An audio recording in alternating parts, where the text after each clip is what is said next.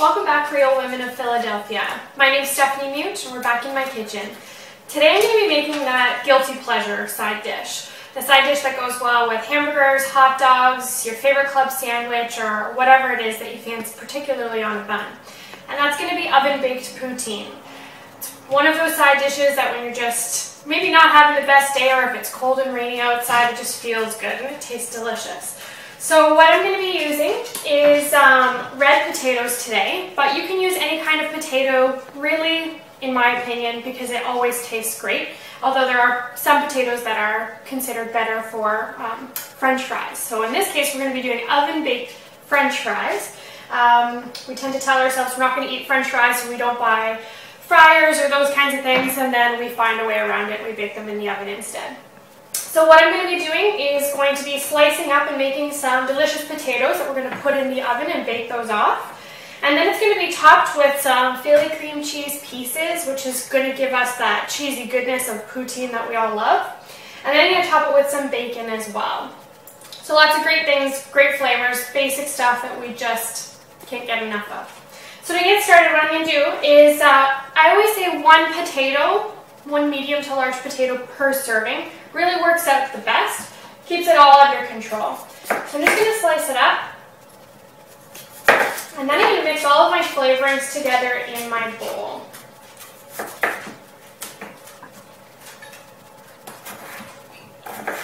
Now the flavorings that you can put on poutine are really going to be anything. I've chosen today to do the cream cheese and bacon, but you could also add some caramelized onions or different herb flavors, rosemary, sage even if you wanted to do something really different. Now I like to cut these so that they're not too thick but not too thin, somewhere right in the middle. I find that it's a nice size, gives you all that soft potato center, but still can have some crispiness. So I'm not too finicky about them all being exactly the same size because this is what's rustic and this is what makes it homemade. So I'm just going to do two for two portions today.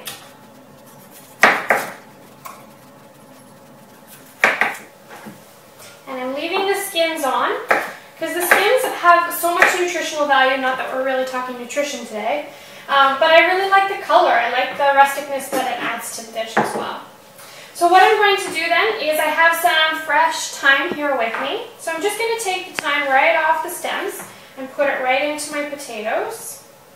So you're looking at about a tablespoon of thyme that you want to add here.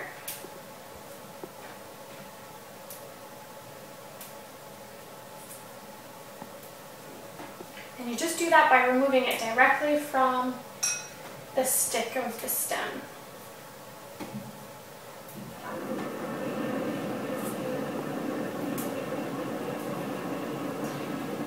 I always look forward to the summertime because then I can have my own herbs fresh and ready to go. The sun helps keep them alive because my kitchen doesn't. Alright, that's good. So now I'm just going to add a couple of tablespoons of olive oil. And some fresh ground pepper. And really, pepper is to taste. Depending on how much you love pepper, you can add as much as you would like. I like to use fleur de sel. You could use fleur de sel or standard sea salt, but it adds a little extra crunch. So I'm going to add some now before it goes in the oven, and then I'm going to add some just as it comes out of the oven as well.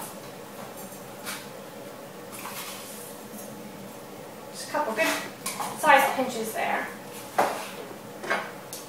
And then just mix it all together to make sure that it's evenly coated, each one with a little bit of olive oil. You don't want them to be completely drenched, so just a little is all that it takes. And then I'm just going to grab my baking dish and pour them right out. So this isn't a time to be shy. We're going to get our hands dirty and just mix it all around. We want them to be evenly spread out so that they're all on the dish and not really overlapping one another. And it's as simple as that. So we're just going to pop them in the oven at 425 for 35 minutes till they're nice and crisp and golden. and we'll be back to settle it all up. So for the traditional gravy portion of our oven-baked poutine today, I've chosen to use a gravy mix. This is actually a vegetarian gravy mix that I just picked up at my local supermarket. But you can use any gravy. If it's gravy from your leftover roast or turkey dinner that you made, that would work great as well. So I'm going to use this one today, and the package directions just call for it to be added to hot water. So that's what I'm going to do. I'm just going to mix it up until it gets nice and thick, and it'll be ready to add to my poutine. And we're back. The potatoes are all ready to go. They're nice and golden brown, crispy and tender on the inside. So all we're going to do is hit it with a little bit more fleur de sel or sea salt, depending on whichever one you've got handy. We're going to get our plate all set up and ready here. So nice serving, depending on how hungry you are. We'll do half. We did 2 potatoes, which is really good for 1 serving each. And then I'm going to top it with the Philly cream cheese. I chose light Philly cream cheese, but flavored would be wonderful as well. And I'm just going to take little dollops and put it all over, very similarly to what you would see with regular cheese curds for a poutine. They've got that same white color, but this is going to give it a really nice creamy consistency. And then we're going to top it with the hot gravy, which is going to get them all melting and delicious. So again, you can be as generous here as you would like to be. And our hot gravy is ready to go.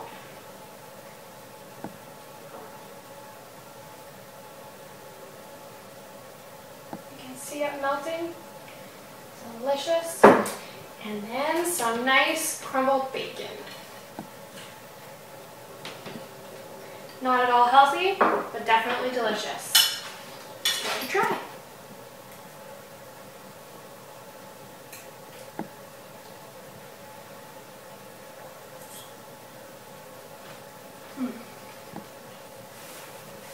Oh, I love poutine. Just makes my heart happy. I hope you enjoyed this recipe. I'll be back to cook for you soon.